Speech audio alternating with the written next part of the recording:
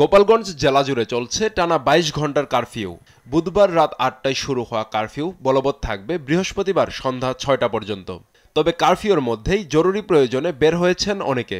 আমরা সরকারি চাকরি করি, এই জন্যই বের হয়েছি, সরকারি ডিউটি করতে হবে। কিস্তি এলাতে মানবে না, কার্ফিউতেও মানবে না, কিস্তিতে দিতে হবে, খাই বা না খাই কিস্তিটাতে দিতে হবে। কার্ফিউ আসলে আসা ঠিক হই নাই, এরপরও আইসি ফ্যাটে যায়, বউ ছেলে মেয়ে আছে। বাসা বাড়িতে কাজ করি, আমরা গরিব মানুষ, খাবো কি ভাই, এই জন্য কাজে বার হয়েছি। শহরের বিভিন্ন রাস্তায় এখনো পড়ে আছে ইট পাটকেল, বাস সহ যান চলাচলে নানা প্রতিবন্ধক সামগ্রী।